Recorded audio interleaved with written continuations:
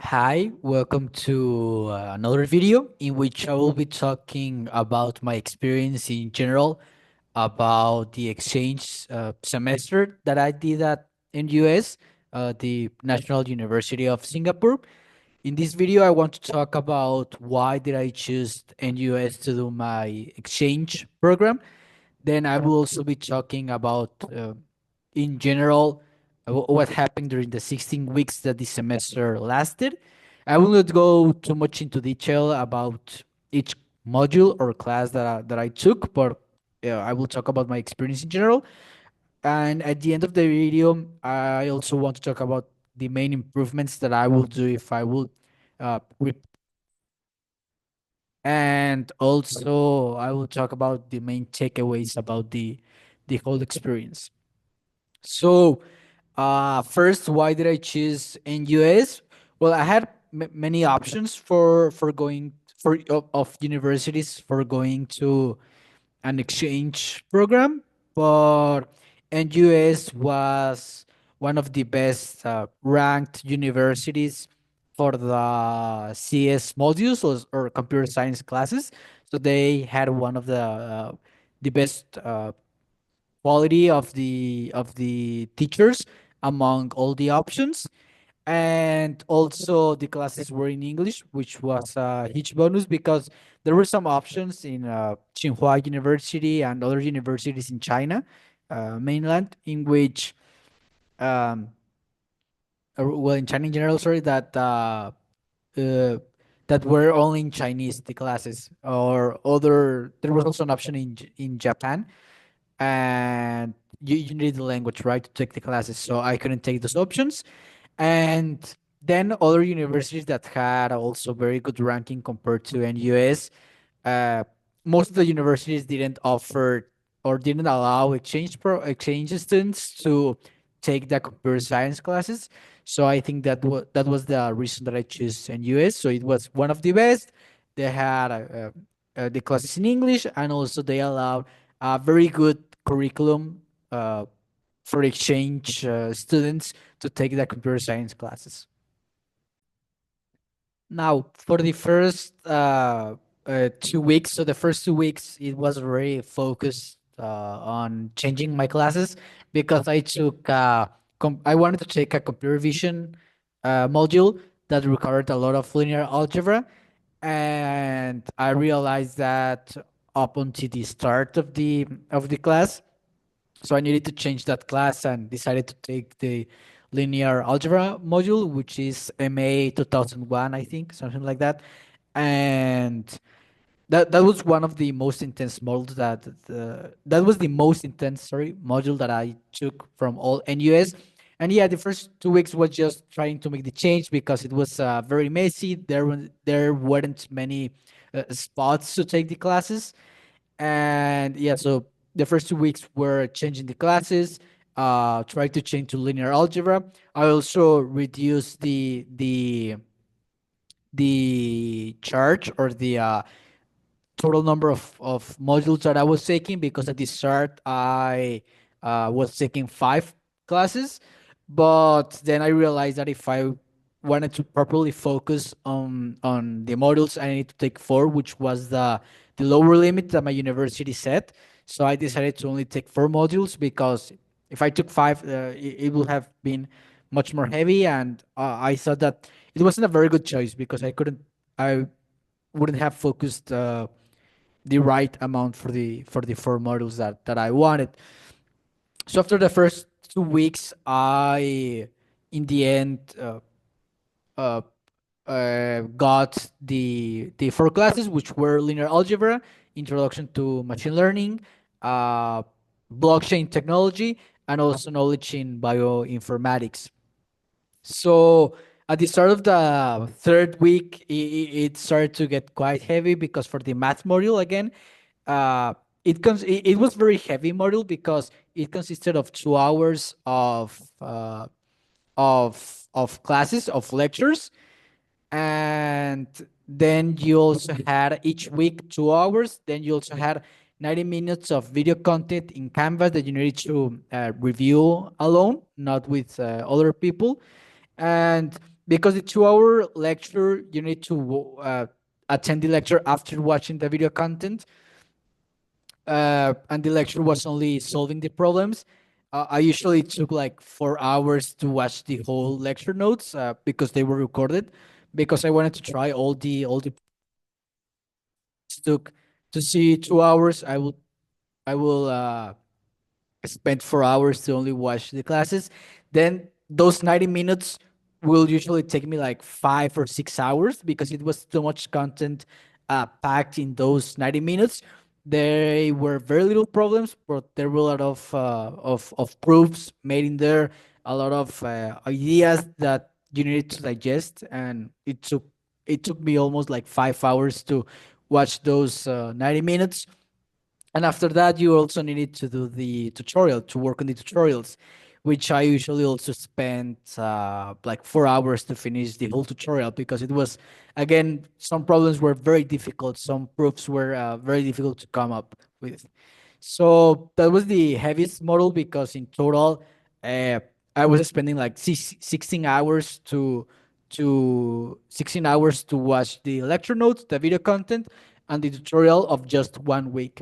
And because I got into late, I was already behind. I think that I was already behind like 3 weeks on that specific course. So yeah, it was very heavy because in the whole semester I was very behind that class.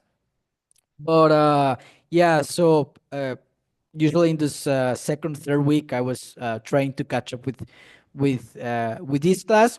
Then the weeks 4 and 5 got heavy, not because of the classes, but because I wanted to get an internship, a summer internship in an autonomous vehicle company or in an underwater autonomous vehicle company.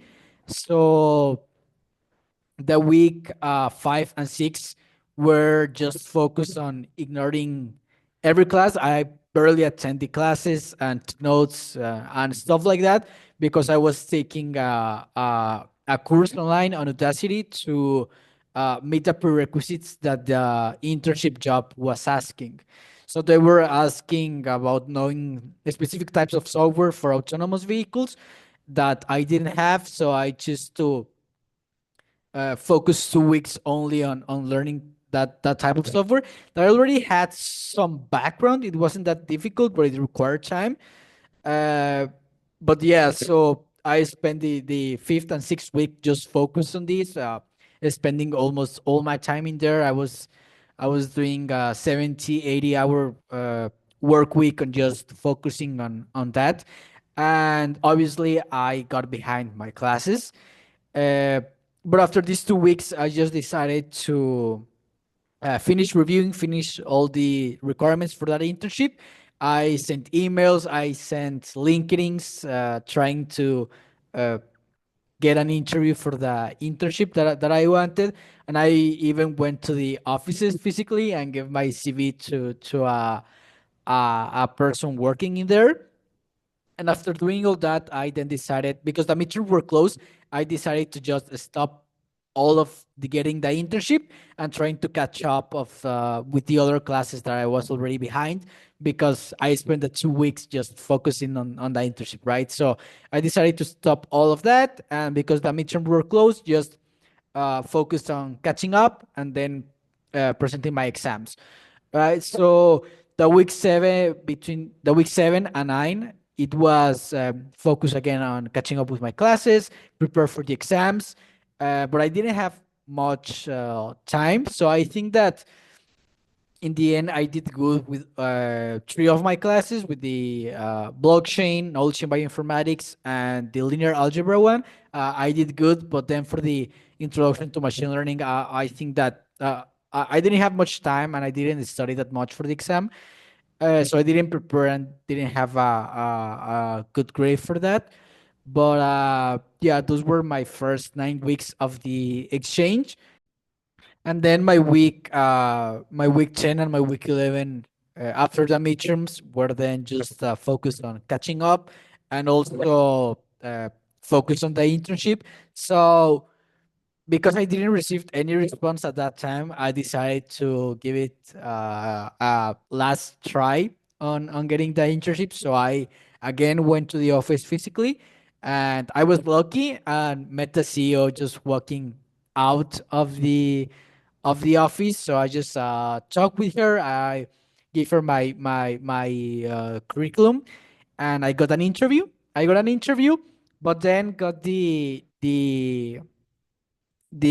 notice that they only offered 6 month internship, and that I needed to check with the Ministry of Manpower uh, if me as an international student, if I was able to get a 6 month work visa, right? So after doing a lot of process, sending emails, going to the Ministry of Manpower, I then realized that it wasn't possible to get the visa.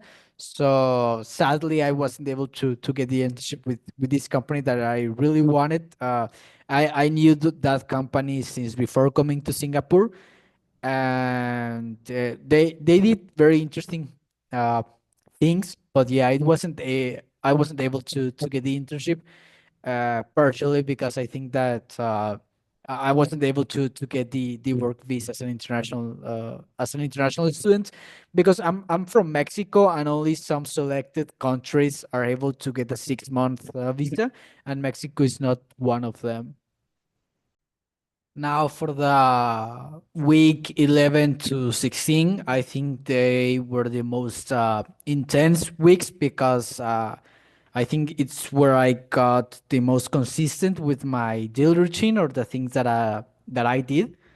Uh, and yeah, I needed to do a lot of things in these weeks, because at this time I knew that I wouldn't get a summer internship, which was one of the goals that I I set before going to the exchange program.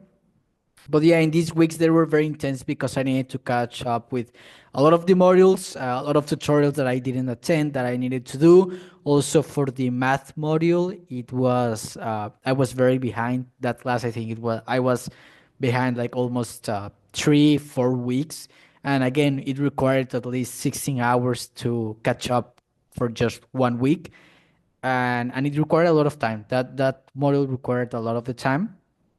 But yeah, in general, just a little side note, I usually record how much time I take working, and this is not including eating, exercise, or moving to another place.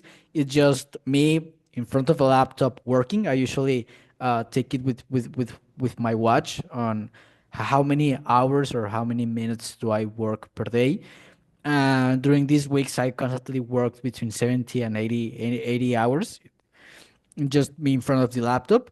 And yeah, in general, the habits that I tried to maintain these weeks was sleeping 7 hours, because I noticed that if I had less, I will my mind will be very muddy during the whole day. So if I slept less, usually like that will affect the next day and how efficient I was in just studying. And yeah, I needed to study. I needed to sleep 7 hours, because my mind needed to be very, let's say, active, because I was reviewing very heavy content. I needed to learn, I needed to memorize, and I thought that I needed a fresh mind to do all that of this stuff. But even sleeping 7 hours, I had the habit of drinking a monster 10 a.m. of the morning, 2 hours after waking up, as to not crash in the afternoon. Because I also read that drinking the caffeine usually should be 2 hours at least after waking up, and 10 to 12 hours before sleeping, so as to the sleeping to not be affected, right? So yeah, I was working between 10 and 12 hours during the week. And in the weekends, I got slower. I don't know why. Like, I will try to keep the same habits, but in the weekends, again, I felt myself slower than during the week. And Also, in general, during this time, I try to get the least distractions possible. So, for example, reading emails, reading WhatsApp, Telegram, stuff like that, I usually had a set time after 9 p.m. so as to not get distracted or lose focus during the day. So I will read all of that stuff after 9 p.m. And a weird stuff. I also think that I also found that eating mints helped me to focus. Just having something while I study, I realized that helped me just focus and just uh, keep focus on what I was doing.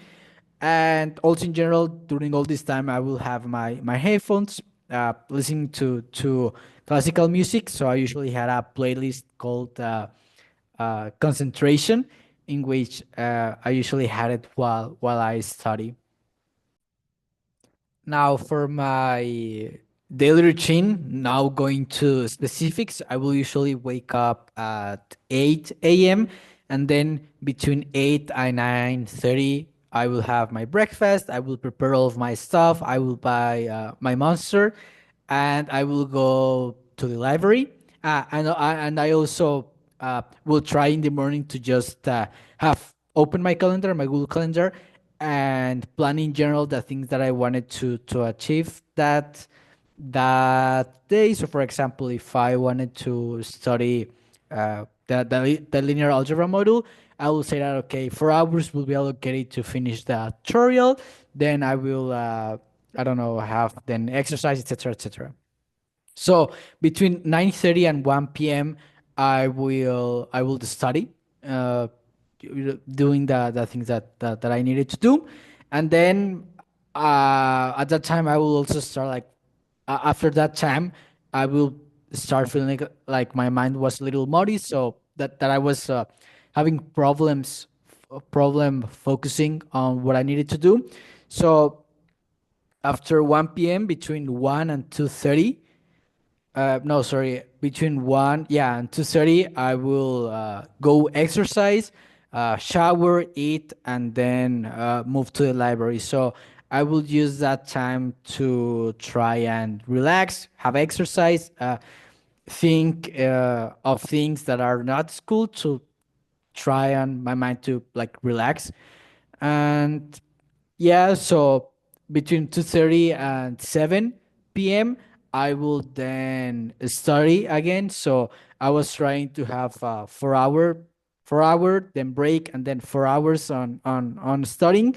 And after that sprint, after those 4 hours, after 7 p.m., again, I will start feeling a little tired, that I needed a little rest, because sometimes I found that if I was trying to study the whole day, yeah, I will become very inefficient. That eventually I will end up some hours in which I will be seeing just one problem for 31 hour, hour and a half, which usually will take me maybe 30 minutes in the morning, but I was thinking hours on late at night because my mind was already tired.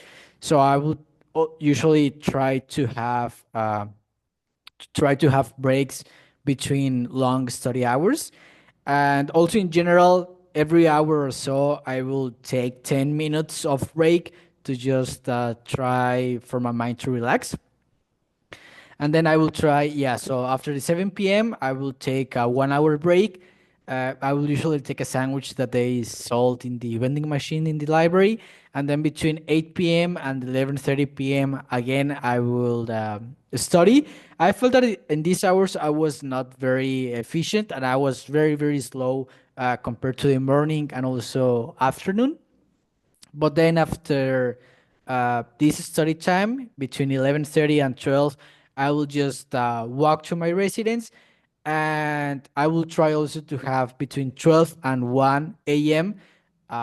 My wind down routine. So I saw in this video that to have an effective sleep, you usually need to wake up and sleep at the same time every day, and usually it it's good to have a wind down routine of 1 hour in which you do the same things again and again every day, so your body knows when to go to sleep and sleep fast, right? I have a high sleep efficiency. So between 12 a.m. and 1 a.m., I will have my wind down routine and get to bed. And usually my wind down routine was washing my teeth, putting my pajamas. I usually read between 20 and 30 minutes a book on my Kindle. And I will also, just before going to sleep, I will meditate 10 minutes using the Headspace application. But yeah, that was usually my daily routine that I think was very consistent during the 4 or 5 weeks. And this routine, it was like not new. I think it was improved upon all the hours that I spent working on the previous weeks. And it was very trial and error, because some weeks before, so between five and between week 5 and 10, I was trying new stuff, sleeping less, sleeping more, exercising, not exercising, when to putting when to put my breaks and stuff like that, and also reading books. For example, how to be an A-grade student. I found very useful tips on that book. So yeah, the first 10 weeks was very focused on trying new things, uh, how to sleep, at what time, stuff like that. Um, Between the week 11 and 16 was just like the final routine that I got very consistent of the best things that I found reading and also trying the stuff, right? But in general, insights during these periods is that I didn't have any distractions during this week. My mind was very focused on the things that I wanted to do.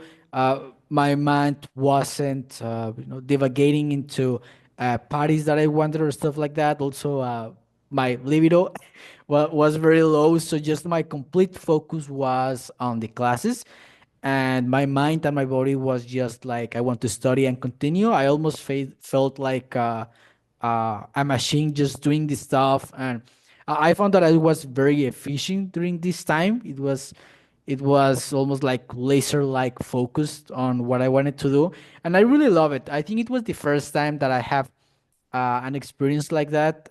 It was very, very intense, but I really, really like it because I found myself very efficient on what I wanted to do. I was learning at a very fast pace. So yeah, I really like the experience, and I think it's very, very interesting that if almost a lot of people in Singapore had been doing that since middle school, it's very, very impressive. Because what I have found in Singapore is that compared to other countries, like all countries have very smart people or very hardworking people. But I think that the thing that surprised me from Singapore is the quantity. So they have very hardworking people, but a lot of the people are almost like that. Like the quantity, it's much bigger than other countries, I will say, because I remember there was this Friday, 10 p.m., very late, right? And I went to the library, and the library was full. And the library is extremely big, but I was barely able to find a spot. And so, yeah, it's not like the other countries don't have hardworking people, but I found that in Singapore, almost everyone it's very hardworking, so it's very competitive. And I really like the environment. I really like the environment because I think that it opens opportunities to all Singapore. Because if people know that in Singapore they have very hardworking people and very prepared, like it attracts business, it attracts talent, it attracts companies. So I really like the environment. And yeah, I found myself very efficient during that time, and I really like it. And that's one of the things that I learned from there, which I hopefully will try to keep up in the future. But now going to the improvements in general about this time is that I think that if I will do the experience again, one of the improvements will be that I will be very intense on studying the first 4 weeks, and then analyze on how I'm feeling with the classes, and then try to reduce the amount of effort that I was putting. Because what I did, and I think it was very wrong, was that I was very relaxed in the first 4 weeks, in classes wise. So I was very relaxed in that regard. And then when I saw that I was starting to not starting to be behind some of my classes, then I started to be uh, studying very intense. So I think that was one of that is one of the improvements that I will have done. And then the second improvement is that I will have prepared better for the midterm. So see past examinations that are already on the website that NUS has in the libraries. I will have prepared better, because I think that I will have done better on the midterms if I had asked my teachers about the type of questions that I will that were going in the exam, or have prepared with past examinations. Uh, More especially in the machine learning one, which it took me very by surprise. And the third improvement will have been the math module, which I think that it was very intense, but I was also sometimes very slow, that I wanted to do things perfectly. And I think that I need to move faster at the start to catch up easier. I think that's the third improvement that I will have done. And yeah, in general, the main takeaways about my experience in Singapore is that I really love the experience. I love the math module, the linear algebra one. Uh, I would have hoped I would have liked to maybe take more math modules in my undergraduate degree, and also in my exchange program. It was very intense, but I really like the intensity. I also think it was very good that I start reading and watching YouTube videos on how to be a better student. So, for example, how to be an A grade student, which is a book that I read on Kindle. They have very useful tips, like how to study, the quiz recall method. Also, every 10 minutes, ask yourself to review what you just saw on for example, in the video content or the problems that you were solving.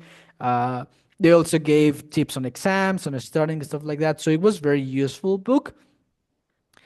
So yeah, in general, it was a very likable experience. I also did a hackathon of deep learning, which was very intense. I met very smart people, very funny people. I think the again the environment is great for studying, on learning, on doing things. They are very intense, academically intense at the university, which I really liked. And I think that the experience was very valuable. I think, yeah, that my main learnings was just what hard work means, and also experience on working hard, because I think it was the first experience that I worked so hard in my life, that it was very intense, and I really like it. And I think that was one of my main learnings of the experience. And also, as an exchange student, I also think that you become more extrovert, in which you try new stuff and you really start defining your identity. So yeah, I think it was a very valuable experience, and I would love to do it again if possible.